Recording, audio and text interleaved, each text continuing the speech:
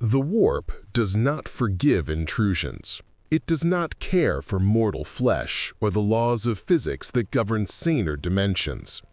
When the word-bearer's sorcerer-priest screamed the final syllable of his summoning ritual in the underhive of Terra, he expected daemons. He expected the Neverborn to pour through reality's wound and feast upon the Loyalist defenders 3 levels above. What he did not expect was for the ritual to reach sideways through dimensions, grasping at a soul marked by death and dragging it screaming into the 31st millennium.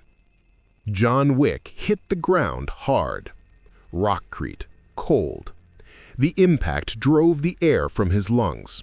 His hand instinctively went to his hip, Glock 26, still holstered. The suit was torn at the shoulder where reality had clawed him through.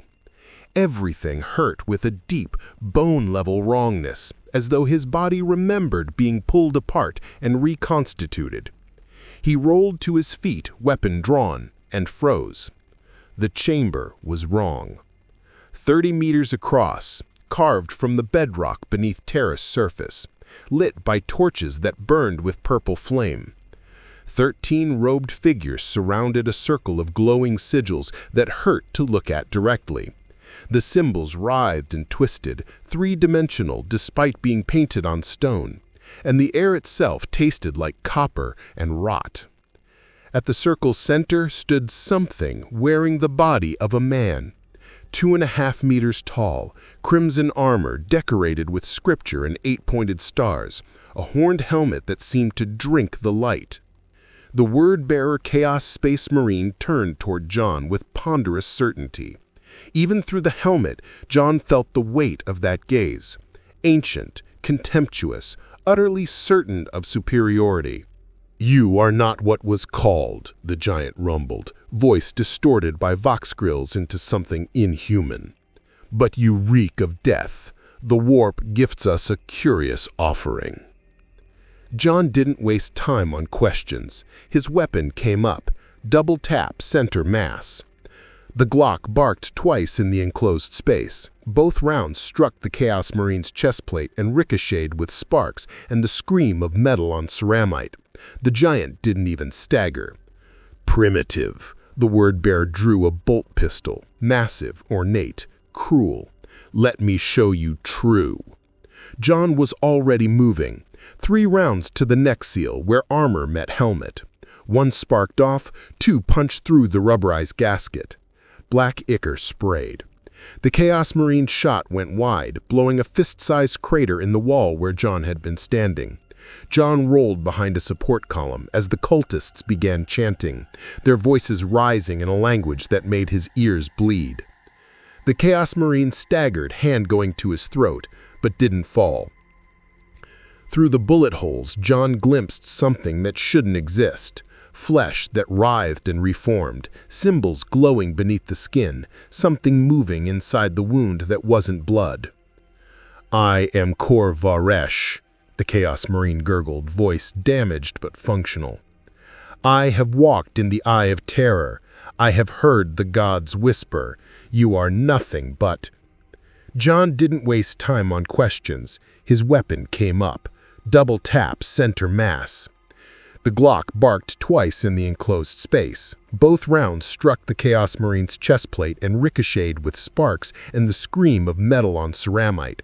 The giant didn't even stagger.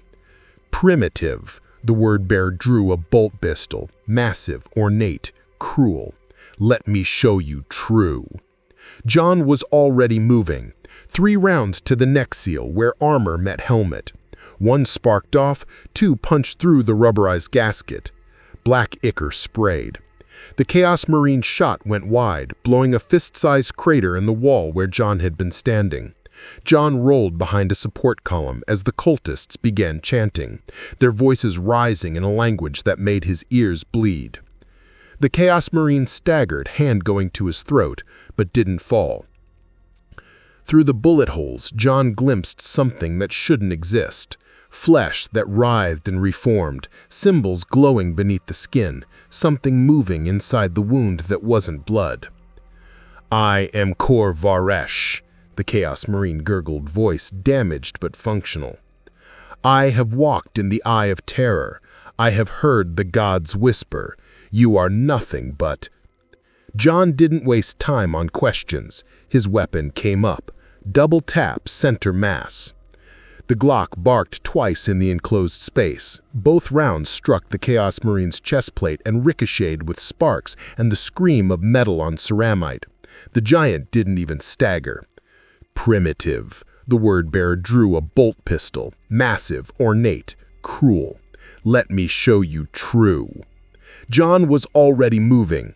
3 rounds to the neck seal where armor met helmet. 1 sparked off, 2 punched through the rubberized gasket. Black ichor sprayed. The Chaos Marine's shot went wide, blowing a fist-sized crater in the wall where John had been standing. John rolled behind a support column as the cultists began chanting, their voices rising in a language that made his ears bleed. The Chaos Marine staggered, hand going to his throat, but didn't fall. Through the bullet holes, John glimpsed something that shouldn't exist.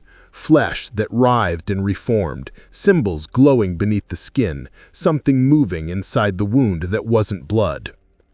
"I am Kor Varesh," the Chaos Marine gurgled, voice damaged but functional. "I have walked in the eye of terror. I have heard the gods whisper. You are nothing but—" John didn't waste time on questions. His weapon came up. Double tap, center mass. The Glock barked twice in the enclosed space. Both rounds struck the Chaos Marine's chest plate and ricocheted with sparks and the scream of metal on ceramite. The giant didn't even stagger. Primitive. The word-bearer drew a bolt pistol. Massive, ornate, cruel. "Let me show you true." John was already moving. 3 rounds to the neck seal where armor met helmet. 1 sparked off, 2 punched through the rubberized gasket. Black ichor sprayed. The Chaos Marine's shot went wide, blowing a fist-sized crater in the wall where John had been standing. John rolled behind a support column as the cultists began chanting, their voices rising in a language that made his ears bleed. The Chaos Marine staggered, hand going to his throat, but didn't fall.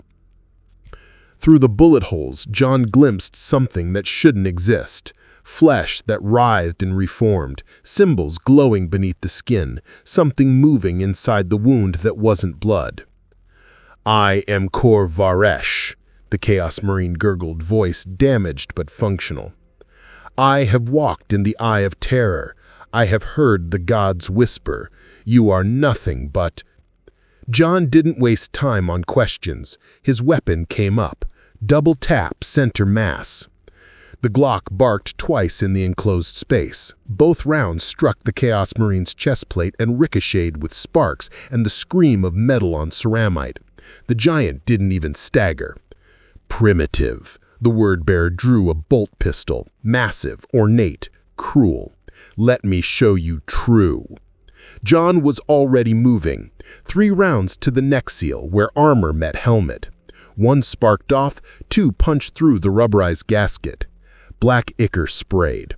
The Chaos Marine's shot went wide, blowing a fist-sized crater in the wall where John had been standing.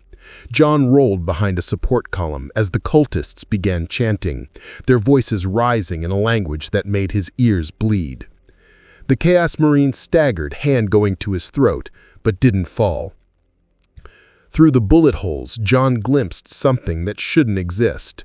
Flesh that writhed and reformed, symbols glowing beneath the skin, something moving inside the wound that wasn't blood. "I am Kor Varesh," the Chaos Marine gurgled, voice damaged but functional. "I have walked in the eye of terror. I have heard the gods whisper. You are nothing but—" John didn't waste time on questions. His weapon came up. Double tap, center mass. The Glock barked twice in the enclosed space. Both rounds struck the Chaos Marine's chest plate and ricocheted with sparks and the scream of metal on ceramite. The giant didn't even stagger. Primitive. The word-bearer drew a bolt pistol. Massive, ornate, cruel. "Let me show you true." John was already moving. 3 rounds to the neck seal where armor met helmet. One sparked off, two punched through the rubberized gasket. Black ichor sprayed. The Chaos Marine's shot went wide, blowing a fist-sized crater in the wall where John had been standing. John rolled behind a support column as the cultists began chanting, their voices rising in a language that made his ears bleed. The Chaos Marine staggered, hand going to his throat, but didn't fall. Through the bullet holes, John glimpsed something that shouldn't exist. Flesh that writhed and reformed, symbols glowing beneath the skin, something moving inside the wound that wasn't blood. "I am Kor Varesh," the Chaos Marine gurgled, voice damaged but functional. "I have walked in the eye of terror. I have heard the gods whisper. You are nothing but—" John didn't waste time on questions. His weapon came up. Double tap, center mass. The underhive was a maze of corroded metal and forgotten hab blocks stacked upon millennia of construction. John moved through it like smoke, avoiding the scattered bands of refugees fleeing the war above. He'd been in this hell for 3 days, learning its rhythms, its dangers, its opportunities. The first lesson had come within hours of his arrival. This galaxy played by different rules. He'd watched from the shadows as something that had once been human, limbs twisted into crab-like appendages, skin covered in weeping sores that spelled out words in languages that hurt to perceive, had hunted a family through the corridors. When it caught them, it hadn't just killed. It had unmade them, reality bending around its touch until their screams became colors and their blood became whispers. John had put a bolt round through its skull from 30 meters. The mass-reactive shell had detonated inside the creature's head, ending whatever demonic possession had claimed it. The bolt pistol's recoil had nearly broken his wrist. He'd adapted his grip, his stance, his breathing. By the second day, he could put 3 shots in a torso-sized target at 50 meters. Not perfect, but functional. The second lesson was about scale. He'd found a viewing port in an abandoned manufactorium and looked up through kilometers of underhive at the war-consuming Terra's surface. Starships, the size of cities, traded fire in low orbit. Weapon impacts created mushroom clouds visible from the planet's underworld. The sky itself seemed to burn, reality torn by warp storms that painted the clouds in impossible colors.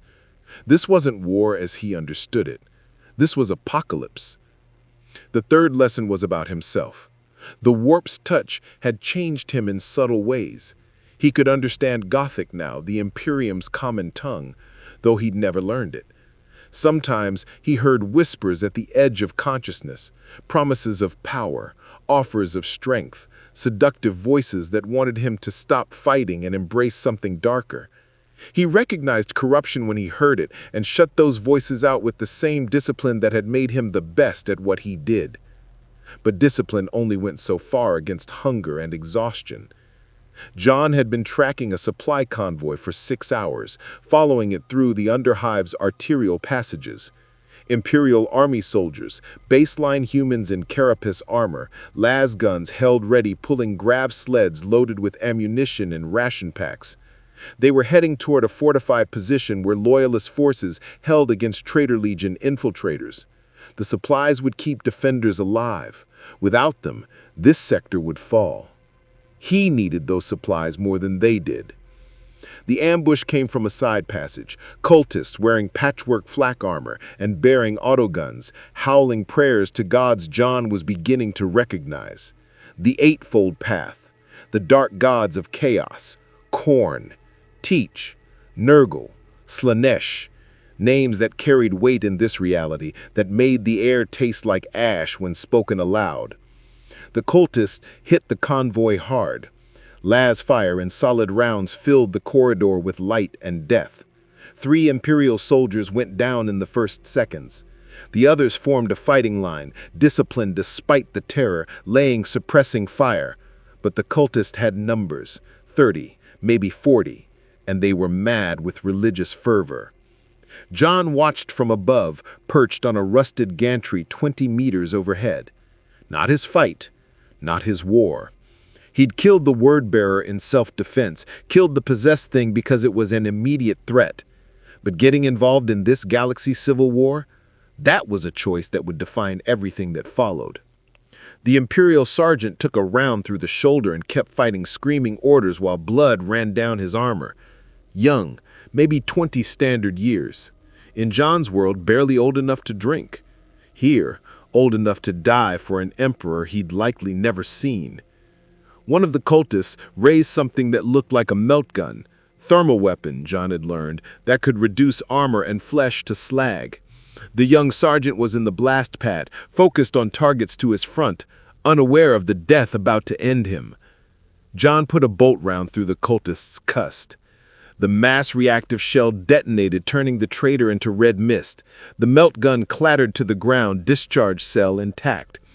Every head in the corridor turned toward the gantry, where gun smoke marked John's position. "Shit," John muttered, and dropped into the fight. He hit the ground rolling, came up firing. The bolt pistol bucked in his grip, 3-round burst, center mass on the nearest cultist. The shells punched through flak armor like paper and detonated inside flesh. He moved laterally, keeping the cultist between himself and the Imperial soldiers, using the enemy as mobile cover while he worked through targets with methodical precision.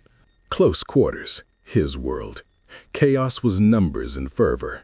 He was technique and experience refined over decades. They fired wildly, spraying rounds with religious ecstasy. He fired, once per target, each shot placed, each kill certain. A cultist rushed him with a chainsword, motorized blade designed to rip through armor. John sidestepped the wild swing, trapped the weapon arm, and put the bolt pistol's barrel against the cultist's temple. The detonation painted the wall behind them. He dropped the body and acquired the next target. 15 seconds. 8 cultists dead. The survivors broke and ran, their certainty shattered by a killer who moved like death had physical form. The Imperial soldiers stared at him, lasguns half raised, uncertain whether he was ally, enemy, or something worse. John kept the bolt pistol lowered but ready, non-threatening but not defenseless. The sergeant approached slowly, left hand pressed against his bleeding shoulder, right hand on his las pistol's grip. "Identify yourself," the sergeant demanded, voice tight with pain and suspicion. "Regiment, company, authorization code." "I don't have one," John said. His voice sounded strange after days of silence. "I'm not Imperial Army." "Astartes?" another soldier asked, eyeing John's lack of power armor with confusion. "Gene bulked enforcer? Officio assassinorum?" John had heard that last term before, whispered in the underhive. The Imperium's official killers. Temple-trained assassins with modifications and training that made them transhuman in their own right. He filed the information away. "Independent contractor," John said. Close enough to the truth. "I killed the cultists because they had something I needed." "The supplies?" The sergeant's eyes narrowed. "You're a deserter, scavenger. We should execute. You should let me walk away with 2 ration packs and an ammunition resupply. I saved your lives. That's worth something, even in this hell." The sergeant's jaw worked. Young, but not stupid. He'd seen how John moved, how efficiently he killed. Behind him, the surviving soldiers muttered nervously. One word kept repeating: ghost. They'd heard rumors.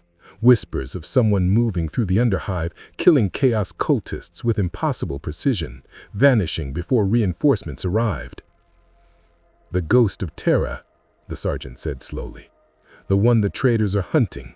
Word-bearers put a bounty on your head, 1,000 thrones for whoever brings your corpse." John filed that information away too. A bounty meant he'd hurt someone important enough to care. Good.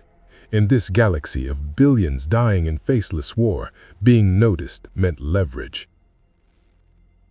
4 ration packs, the sergeant decided. 2 lasgun power cells, though they won't fit your weapon. And you didn't see us, we didn't see you. Deal? John nodded. Deal. The exchange was quick. Compact rations that tasted like compressed protein in desperation. Power cells he couldn't use, but could trade. The sergeant watched him stow the supplies with professional assessment. Word of advice, Ghost. The Imperial Fists are setting up a strong point 3 kilometers north, subsector Gamma 77. They're looking for scouts, infiltrators, anyone who can hurt the traitors behind their lines. You want to survive Terra? Get to them before the Emperor's children find you first. Emperor's children? John asked. The sergeant's expression darkened. Traitor Legion, Slanesh worshippers, perfectionists who turned their discipline toward other pursuits. They've been hunting you since you killed Corvaresh. They want to know what you are, how a baseline human killed a Chaos Marine. They'll take you apart to find out, and they won't be quick about it. John felt the weight of that information settle over him. He'd killed one Chaos Marine through surprise and exploiting a weakness. A Legion hunting him specifically was a different problem entirely. "Why tell me this?" John asked. The sergeant managed a bitter smile. "Because anyone who kills traitors is worth keeping alive. And because if you make it to the Imperial Fists, tell them Sergeant Cale Voss of the 433rd Terran Auxilia said you're worth trusting. Maybe they'll listen, maybe they won't. But it's better than dying alone in the dark." John extended his hand. The sergeant stared at it for a moment, an archaic gesture in this age of salutes and oaths, then clasped it firmly. The handshake was brief, but carried weight. "Stay alive, Ghost," Voss said. "You too, Sergeant." John melted back into the shadows as the convoy moved on, limping but intact. Behind him, he heard one of the soldiers whisper a prayer to the Emperor. He didn't know who this Emperor was beyond scattered fragments, a being powerful enough to unite humanity across the galaxy, now entombed somewhere above while his sons tore his realm apart. But that wasn't John's concern. His concern was survival, understanding, and eventually revenge against whatever had dragged him into this nightmare. 3 kilometers north, subsector Gamma 77, Imperial Fists. John Wick moved through Terra's underhive toward whatever came next, a ghost in a galaxy that devoured legends and forged new ones from their ashes. Behind him, whispers spread. The ghost saved an Imperial convoy. The ghost killed with precision that shamed Astartes. The ghost was hunting chaos. And in the twisted spires where the Emperor's children made their lair, a Chaos Lord named Eidolon heard those whispers and smiled. A mystery had entered his territory, a puzzle worth solving. A mortal who killed Corvaresh deserved investigation. Perfection applied to his unmaking. The hunt intensified. And John Wick, alone in a galaxy at war, prepared for what would come when predators realized they'd found prey that hunted back. The Imperial Fist's strongpoint was a fortress carved from Terra's bones, reinforced rockcrete bunkers, automated turret emplacements, kill zones layered with razor wire and frag mines. Yellow-armored Space Marines moved with controlled precision, coordinating Imperial Army units and Mechanicum tech priests in a defense that would hold against anything short of a Titan walking through the walls. John had watched it for 12 hours from a concealed position before making his approach. Old habits. Know the ground. Know the exits. Know who you're dealing with before you step into their world. He walked into the open with hands visible, bolt pistol mag-locked to his thigh, moving at a steady pace that wouldn't trigger defensive instincts. 30 meters out, a targeting laser painted his chest. 20 meters, 3 more joined it. At 10 meters, an Imperial Fist stepped from cover, 7 feet of transhuman warrior in Mark IV power armor, bolter aimed at John's center mass. "Halt," the Imperial Fist commanded, voice like grinding stone. "Identify." "I'm the one Sergeant Cale Voss sent. He called me the Ghost."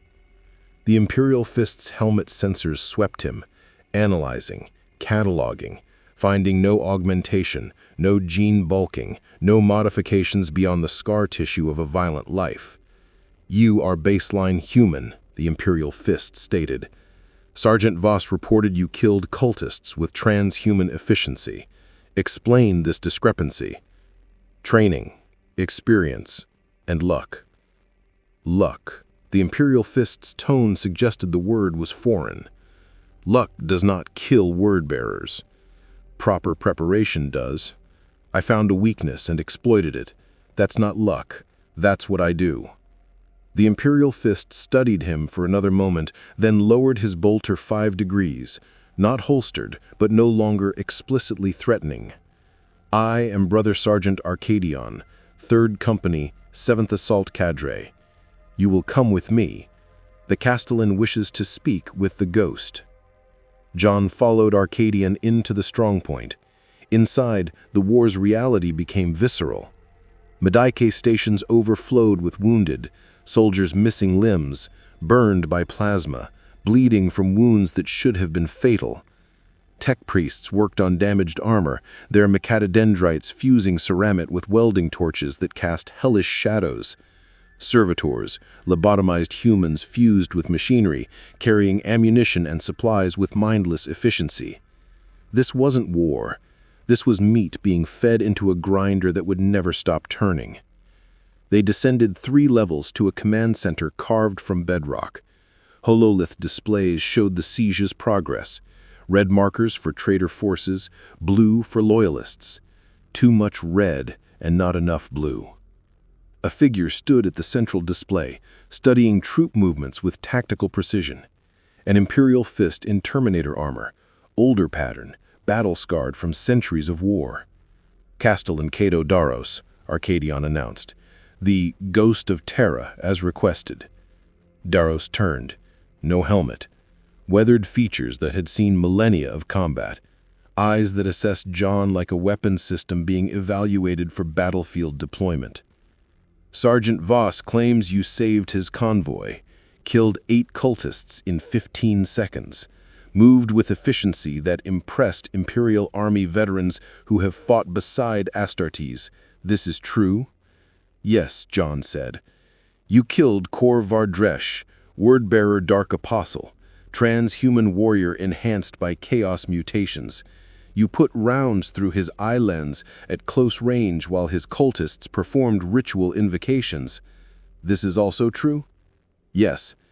Daros gestured at the hololith. We face extinction. The War Master has breached the inner defense zones. Traitor legions press toward the Imperial Palace. We bleed for every meter, but we are bleeding. And you, baseline human with no enhancement, no gene bulking, no obvious cybernetics, kill enemies that our brothers struggle to face? He leaned forward slightly. What are you? John met the Castellan's gaze without flinching.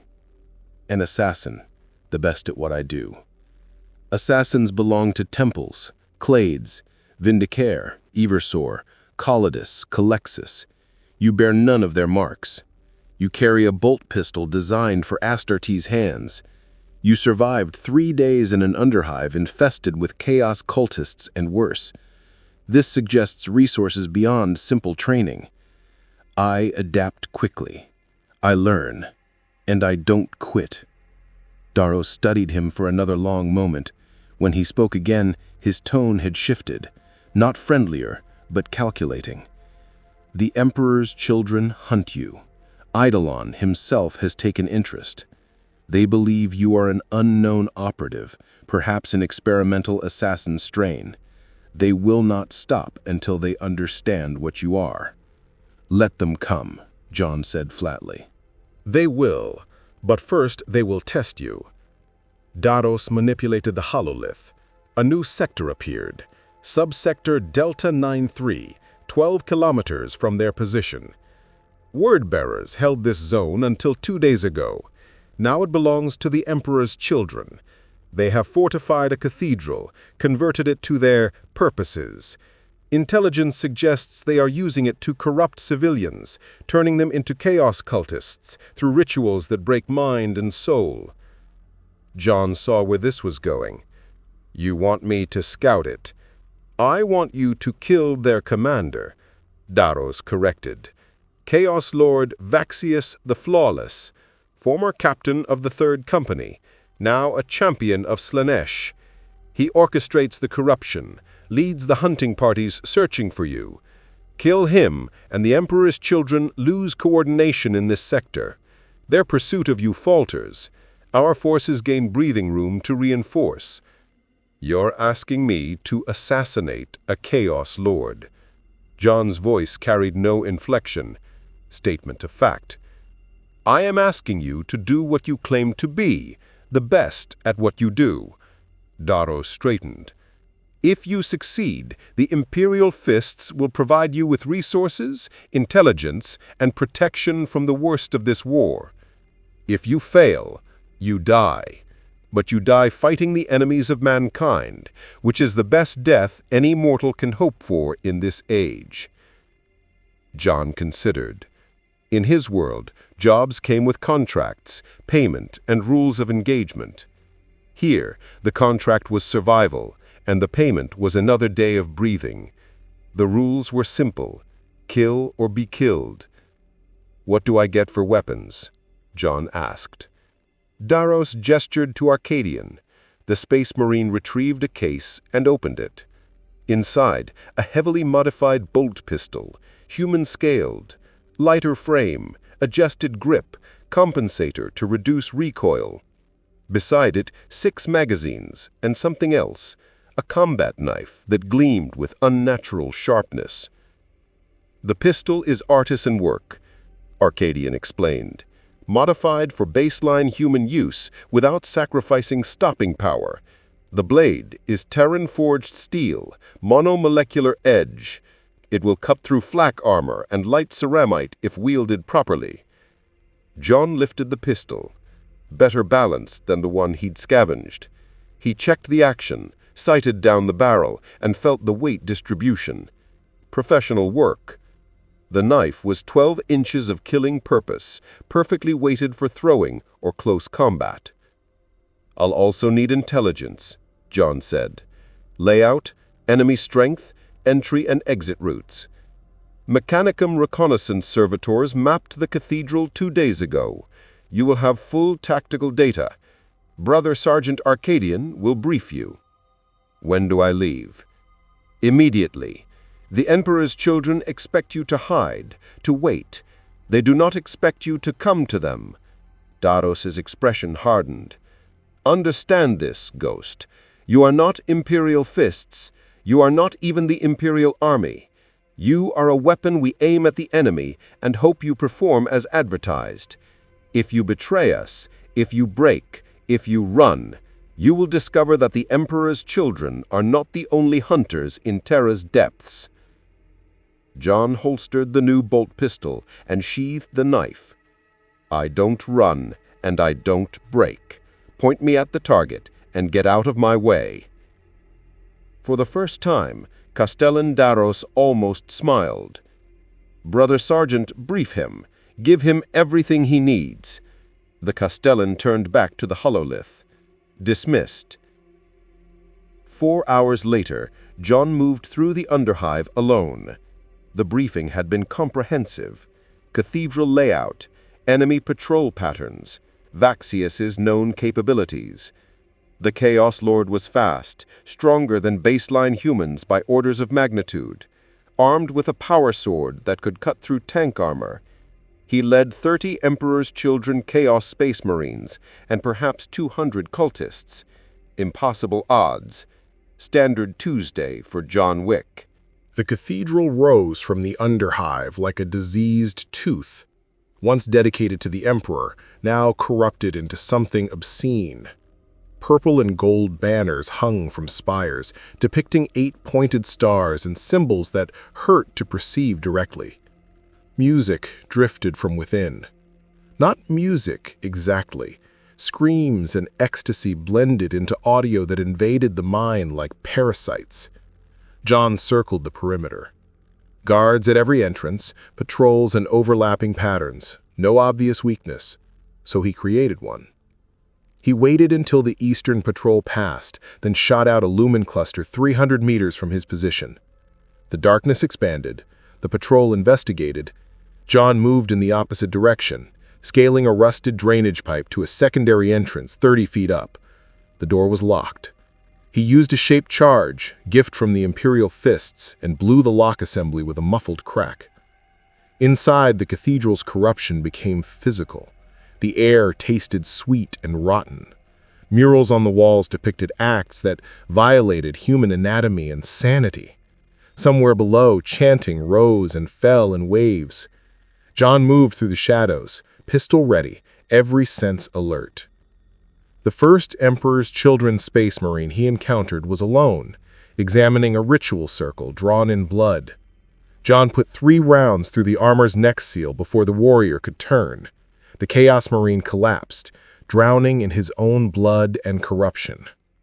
1 down, 29 to go. John dragged the body into shadow and continued deeper. The cathedral was a maze of corrupted chambers, each more depraved than the last. He moved like a ghost, killing isolated guards, avoiding patrols, working toward the central nave where intelligence placed Vaxius. In his world, he had killed hundreds, perhaps thousands over his career, but those were human targets, mortal despite their skills. Here, he hunted demigods wearing the skin of angels turned to damnation.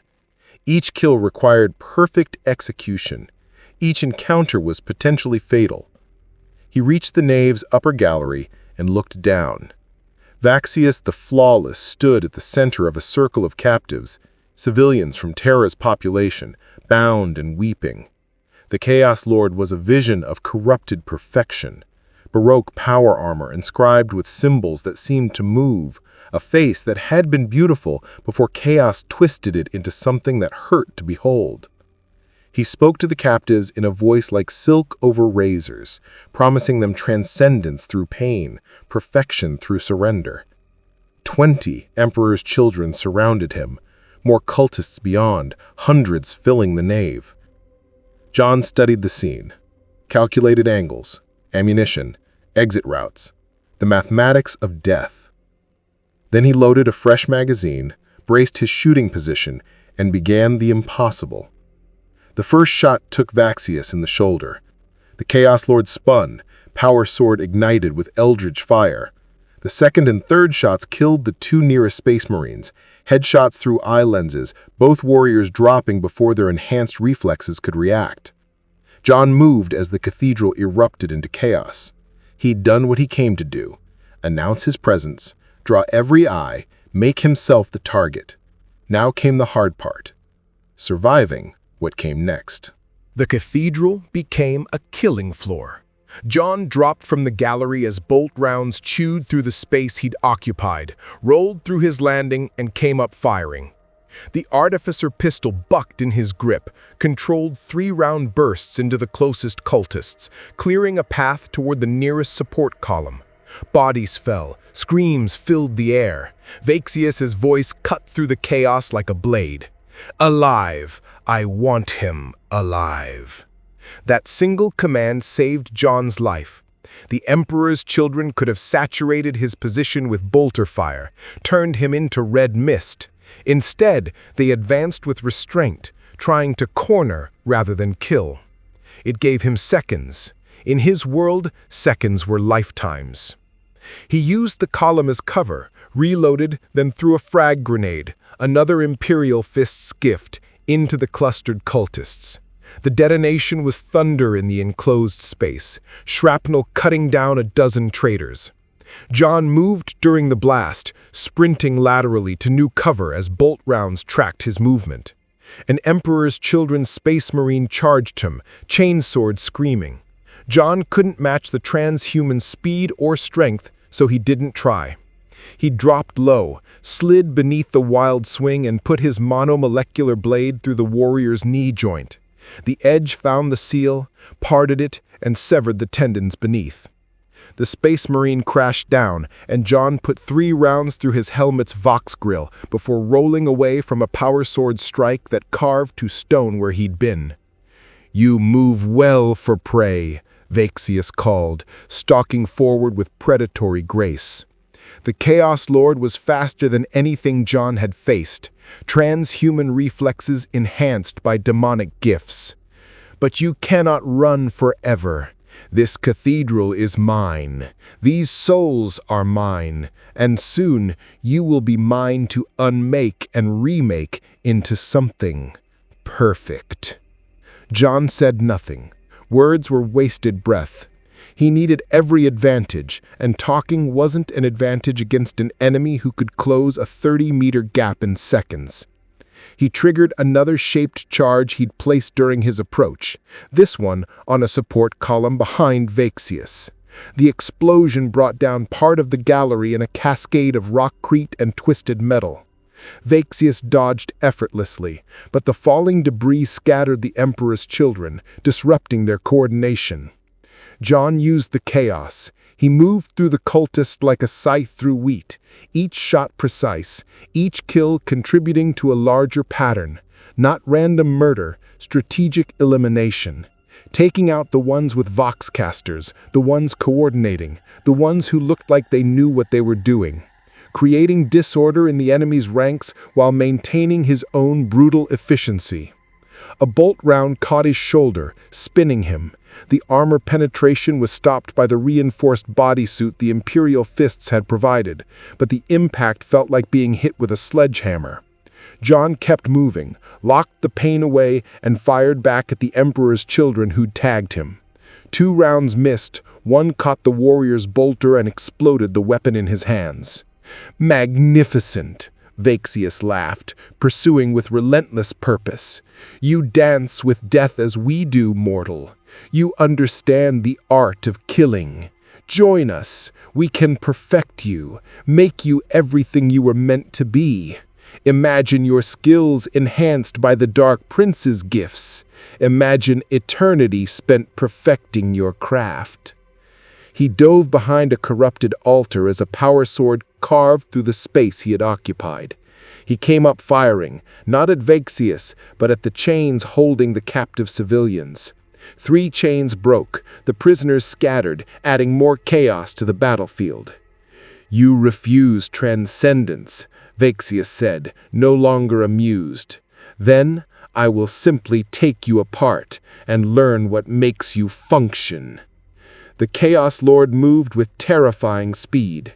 John barely sidestepped the power sword, felt the heat of its energy field pass inches from his face. He couldn't fight Vaxius directly. The transhuman would tear him apart in seconds. But he didn't need to win. He needed to survive long enough to create an opportunity. He triggered another shaped charge he'd placed during his approach, this one on the cathedral's eastern wall, where the briefing had indicated a weakness in the structure. The explosion was massive, and the entire wall section collapsed inward. Daylight, or what passed for daylight under Terra's burning sky, flooded the nave, and with it came thunder. The Emperor's children Thunderhawk gunship screamed through the breach, assault cannons roaring. Heavy bolter rounds tore through cultists and Chaos Marines alike.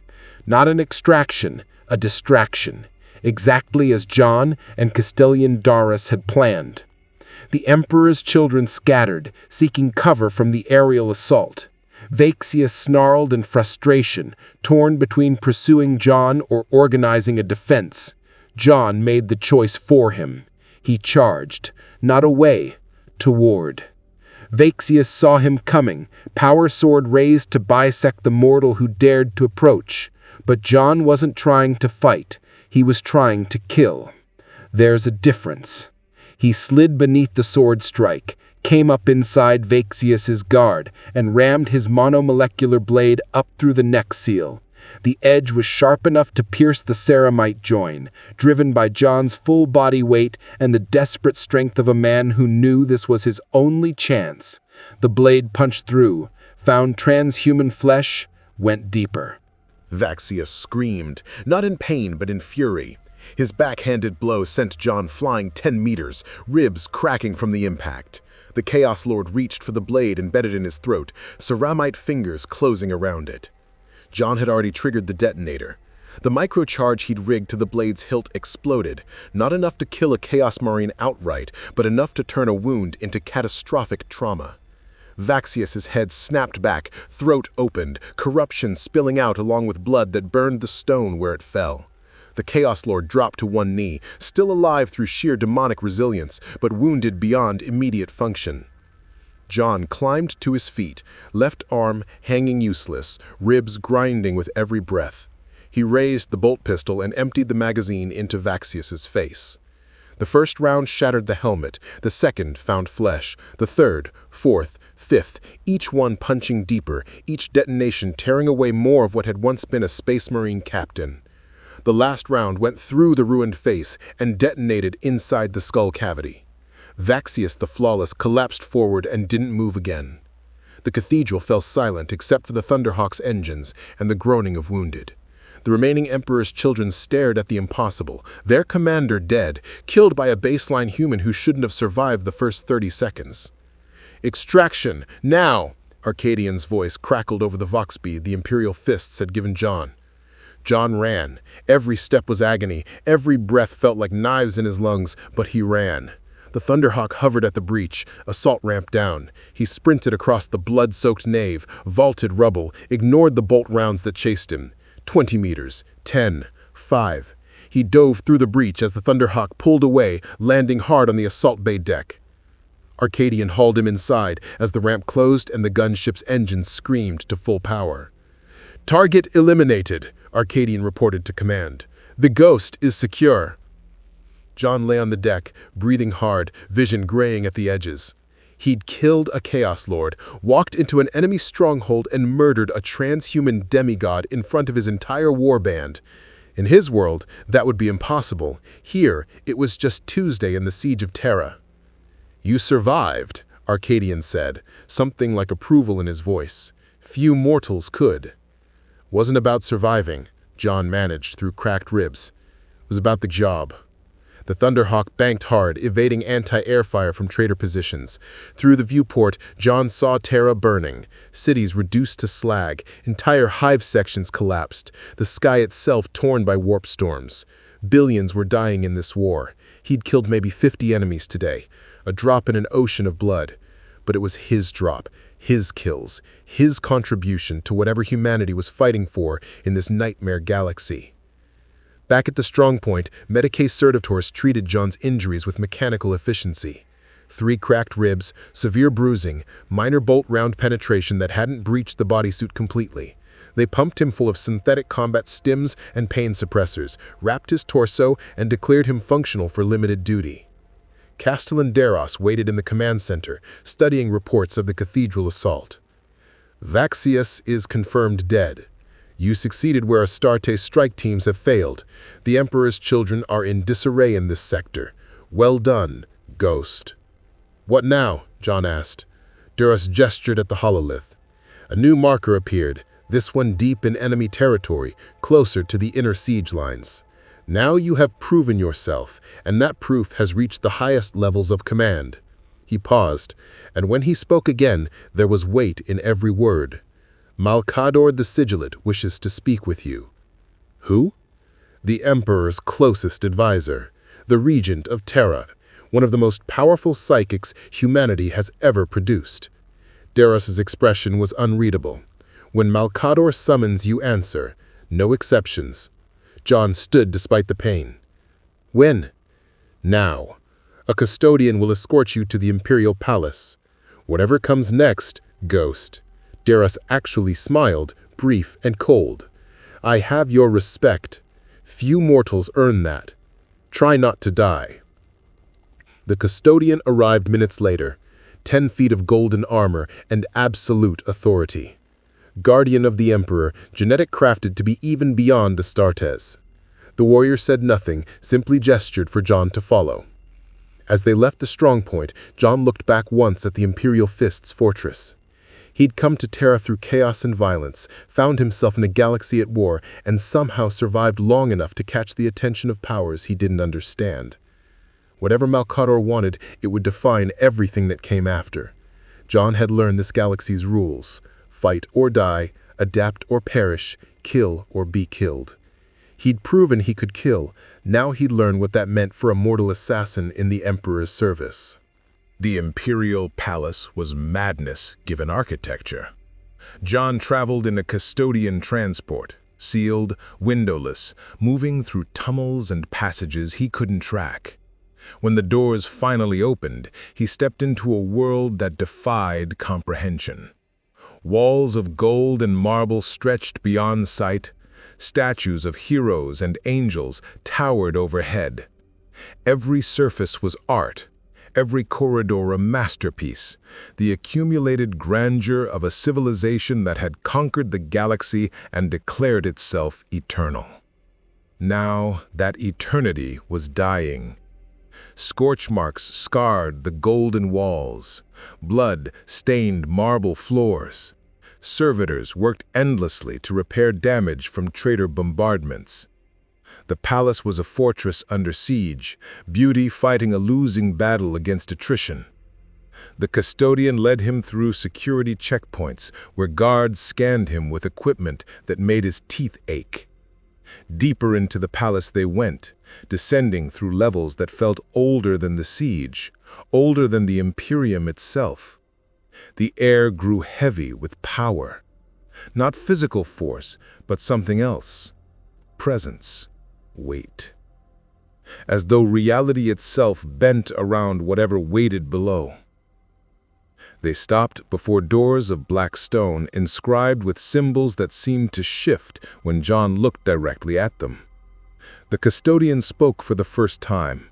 Voice filtered through his helmet into something barely human. You will show respect. You will speak truth. You will not touch anything. The sigillite sees through lies as you see through glass. Remember this, mortal. The doors opened soundlessly. The chamber beyond was circular, perhaps 50 meters across, lit by braziers that burned with cold light. At the center sat a throne, and on that throne sat a figure in robes of crimson and gold. Old beyond measure.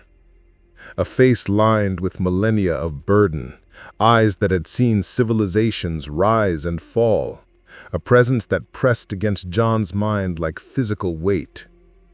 Malcador the Sigillite, the Emperor's right hand, master of assassins, keeper of secrets, one of the few beings in the galaxy who could command Space Marine legions with a word.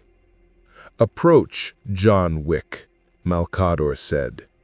His voice was aged but sharp, carrying authority that made the custodian seem like a child's toy. "Yes, I know your name. I know everything about you. Your origin, your displacement, your kills. Corvaresh, Vaxius the Flawless, 43 cultists across 3 days.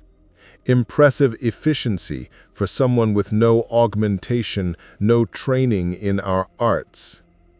John walked forward until he stood 10 meters from the throne, close enough to speak, far enough to show respect. Old habits from dealing with high table members who could end him with a word. "How?" John asked simply. "How do I know?" Malcador smiled without warmth. "I am a psyker, John Wick. I read thoughts, memories, souls. When you killed Corvaresh, the warp rippled. A mortal soul touched by dimensional transit, burning with purpose, ending a chaos marine. I felt it. I looked. I saw." He leaned forward slightly. "You are an anomaly, a variable the enemy did not account for. This makes you valuable." "You want me to kill for you," John said.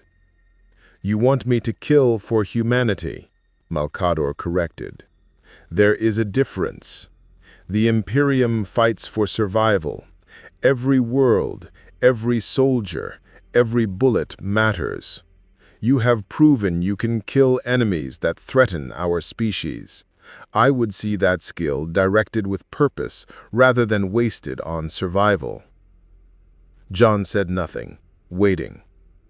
The Horus heresy will not be decided by armies alone. Legions clash, fleets burn, worlds die. But wars are shaped by individuals making critical choices at critical moments. The right death at the right time can shift the course of history. He gestured, and a hololith appeared. An image of a space marine in armor of bronze and blue, symbols of chaos adorning every surface. Chaos Lord Calaxis, the Unyielding, Word-Bearer's Legion.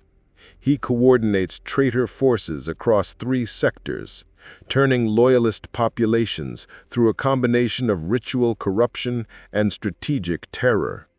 Thousands die daily under his dominion. Millions more will fall if he continues unopposed.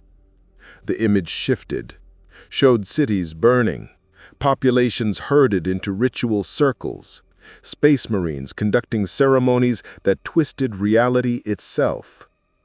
He operates from a converted hive spire in subsector Epsilon 49, 50 kilometers from here. Imperial fists have attempted 3 assaults, all failed with catastrophic casualties. The word-bearers are entrenched, fanatical, and protected by daemonic wards that make orbital bombardment ineffective.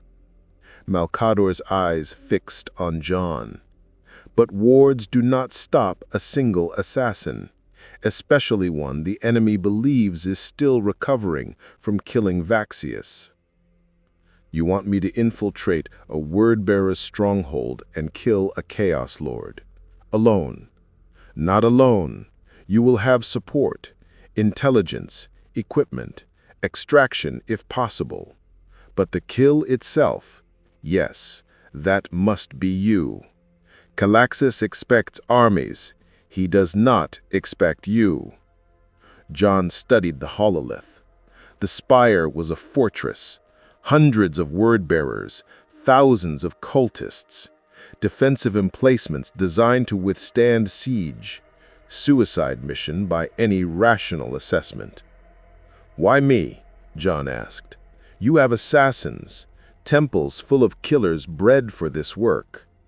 The Officio Assassinorum is deployed across the galaxy. Every asset is committed. I have no Vindicare snipers, no Evasor berserkers, no Culexis blanks to spare for this target. But I have you, a killer displaced from another reality, unmarked by the warp's corruption, skilled enough to kill Chaos Marines through cunning rather than power." He paused. "And I have something you want." The hololith shifted, showed a ritual circle, symbols John recognized from the chamber where he'd arrived, the summoning that had pulled him through dimensions. "You want to go home," Malcador said softly. "You want to return to your world, your life, your dog.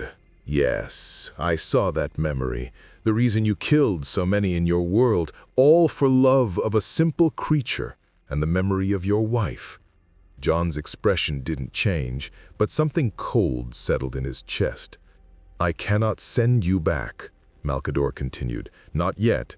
The ritual that brought you here was chaos-fueled, unstable, unrepeatable. But I have studied dimensional mechanics for longer than your civilization has existed. Given time, resources, and the proper circumstances, I believe I can open a pathway home." He leaned back. "Kill Calaxis. Serve humanity in its darkest hour. And when this war ends, if we survive, I will do everything in my power to return you to your reality." "And if you can't?" John asked. "Then you will remain here. Make a life, if you can, in the ashes of whatever survives the heresy." Malcador's expression hardened. "But at least you will have fought for something beyond yourself. At least you will have mattered in the grand scheme of existence. That is more than most mortals achieve in this or any galaxy." John looked at the hololith showing Calaxis, then back at Malcador. In his world, he'd killed for a code, for rules, for the structure that made civilization possible. Here, that structure was burning. But the principle remained. Some things were worth killing for. Some evils needed to be stopped. And if helping these people was the price for a chance to go home, he'd pay it. I'll need 3 days to prepare. Full intelligence package, equipment appropriate for the mission, and a clear understanding of what counts as success. Success is Calaxis dead, Malcador said. Everything else is negotiable. He gestured, and a Mechanicum tech priest emerged from the shadows, robed figure with cybernetic limbs and a face half replaced by machinery. Magos Vec will provide everything you require, Ghost of Terra. We have prepared implements suitable for your physiology, weapons that will serve where transhuman arms cannot reach. 3 days, Malcador repeated. Then you infiltrate the spire and end Calaxis. Fail, and thousands more die daily. Succeed, and you take one step closer to home. His eyes gleamed with ancient calculation. Choose quickly. Time is a luxury we no longer possess. John nodded once. The gesture sealed the contract, not signed in ink, but bound by necessity and the thin hope of redemption. 3 days later, John Wick stood on a transit platform overlooking subsector Epsilon 49. The corrupted hive spire rose in the distance like a diseased fang, purple lighting crackling around its summit where word-bearers conducted their rituals. Between him and the target, 50 kilometers of war-torn cityscape, traitor patrols, and horrors that made Chaos Marines seem almost reasonable by comparison. He carried new equipment, a suppressed bolt pistol optimized for stealth kills, a bandolier of specialized ammunition, climbing gear rated for ceramicite surfaces, breaching charges, and the monomolecular blade that had killed Vaxius. Magos Vec had also provided something else, a null field generator, compact device that would mask his presence from psychic detection for exactly 47 minutes before burning out. 47 minutes to infiltrate, locate, and kill a Chaos Lord protected by an entire warband. John activated the null field and felt reality twist slightly around him, a cold sensation, as though he'd stepped into a shadow that light couldn't penetrate. To psychic senses, he would appear as empty space, a hole in the warp's perception. He began moving toward the spire. The city was a graveyard. Buildings collapsed into rubble, streets cratered by artillery, bodies everywhere, soldiers, civilians, people who died fighting or running or simply giving up. John moved through it all like smoke, avoiding patrols, skirting defensive positions, maintaining the patient rhythm that had kept him alive through decades of killing. Hour 1 reached the outer perimeter. Word-bearers sentries every 100 meters, cultists filling the gaps. He killed 3 with suppressed headshots, dragged the bodies into shadows, continued forward. Hour 2 breached the inner cordon, heavier security, automated turrets, psychic wards that made his teeth ache. The null field kept him hidden, but barely. He could feel the warp's pressure, the weight of demonic attention trying to find the blank spot in their awareness. Hour 3 reached the spire's base. 50 stories of corrupted architecture, every surface crawling with symbols that seemed alive. Calaxis would be at the summit, coordinating from the ritual chamber where word-bearers amplified their connection to chaos. John began climbing. He ascended the exterior, using climbing gear and enhanced grip equipment to scale surfaces no unaugmented human should manage. Bypassed guard posts, avoided patrols, moved with the patience of someone who understood that speed killed less efficiently than caution. Hour 4 reached the summit access. 2 word-bearers guarded the entrance, both in full armor, both alert. John waited until their patrol cycle created a 3-second window, then sprinted across open ground and rammed breaching charges against the sealed door. The explosion was muffled, but effective. The door blew inward. John went through behind the blast, firing as he moved, suppressed rounds into the guards' neck seals before they could raise their bolters. Both died, gurgling, and John was already moving deeper into the spire's crown. The ritual chamber was exactly where intelligence indicated. Central sanctum, 30 meters across, lit by braziers burning with warp flame. Calaxis stood at the center, conducting a ceremony over bound prisoners. A dozen word-bearers surrounded him. Hundreds of cultists filled the chamber's edges, their chanting rising and falling in obscene rhythm. John's nullfield timer showed 7 minutes remaining. Not enough time for subtlety, only enough for violence. He stepped into the chamber and opened fire. The first 3 shots killed the word-bearers closest to the exit, headshots through eye lenses, same technique that had worked before. The chamber erupted into chaos. Cultists screamed and scattered. Word-bearers turned toward the threat, bolters rising. Calaxis's voice cut through the pandemonium like a blade. The ghost, finally. The Chaos Lord's tone was eager, hungry. You dare enter my sanctum. You will burn for this presumption. John said nothing. He was already moving, firing controlled bursts, using the panicking cultists as cover while he worked through the word-bearers one by one. Not fighting them directly, that was death. Instead, exploiting chaos, creating confusion, turning their numbers against them. A word-bearer got too close. John dodged the power maul swing, rammed his monomolecular blade through the neck seal, twisted, and used the falling body as a shield against bolter fire. Another charged. John shot out his knee joint, then put 3 rounds through his helmet as he fell. Enough, Calaxis roared, and reality rippled. The Chaos Lord was a psyker. Warp energy flooded the chamber, and John felt his null field shatter under the assault. Suddenly he was visible, not just physically, but spiritually. Every demon in the spire knew exactly where he stood. Calaxis smiled behind his horned helmet. Now you die, mortal. John dropped his empty pistol, drew his back up, and charged.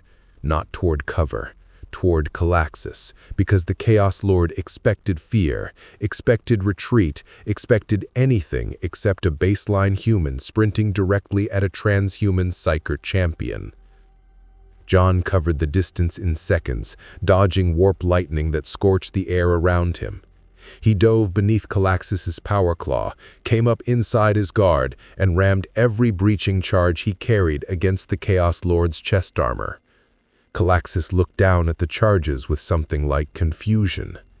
John triggered the detonator and threw himself backward. The explosion was catastrophic. Breaching charges designed to blow through reinforced doors, all detonating simultaneously against ceramite armor. The blast vaporized Calaxis's chest plate, tore through the corrupted flesh beneath, and detonated the Chaos Lord's twin hearts in a spray of ichor and warp-tainted blood. Calaxis the Unyielding fell, his psychic scream echoing through the warp as his soul was dragged into the embrace of the gods he'd served. John hit the ground hard, ears ringing, vision blurred. The remaining word-bearers converged on his position. No escape, no extraction, just the end. Then the wall exploded inward. Imperial Fist Terminators crashed through in a thunder of ceramite and promethium. Assault cannons roared, flamers turned cultists to ash. Brother Sergeant Arcadian's voice boomed across the Vox. Target eliminated, extract the ghost. Terminators formed a corridor of fire. John staggered toward them, every step agony, while the Imperial Fists held against the word-bearer's counterattack. He reached the breach, and armored hands pulled him through as the Terminators began their fighting withdrawal. Outside, a Thunderhawk waited with engine screaming. John collapsed into the assault bay as the gunship pulled away. the corrupted spire falling behind them. He'd killed Calaxus, completed Malcador's impossible mission, survived what should have ended him a dozen times over. Recovery took 2 days. When John could stand again, Malcador summoned him once more to the chamber beneath the palace. "Calaxus is dead," the Sigillite said, without preamble. 3 traitor sectors are in disarray. Loyalist forces have reclaimed ground thought lost. You have done what I asked. He paused, but the war continues. The War Master advances. More targets emerge. I have further use for you, Ghost of Terra. "And my return home?" asked John.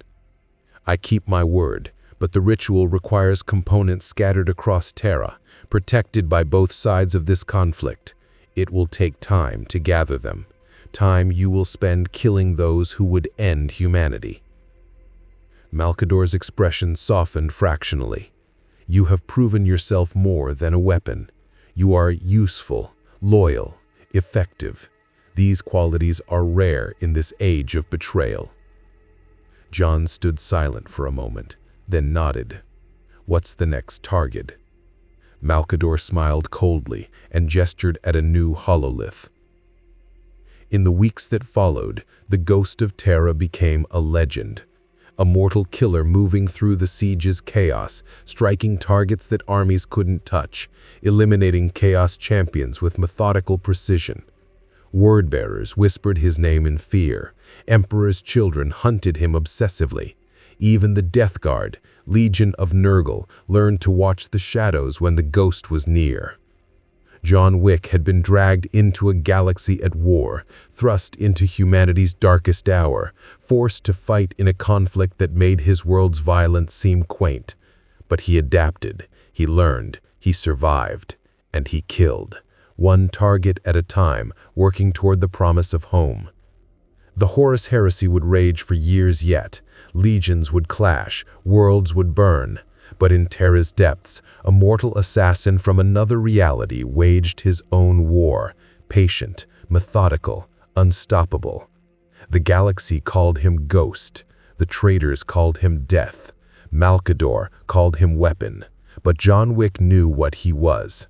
A man trying to get home, one kill at a time, through a galaxy that devoured legends and forged new ones from their ashes. His legend was just beginning.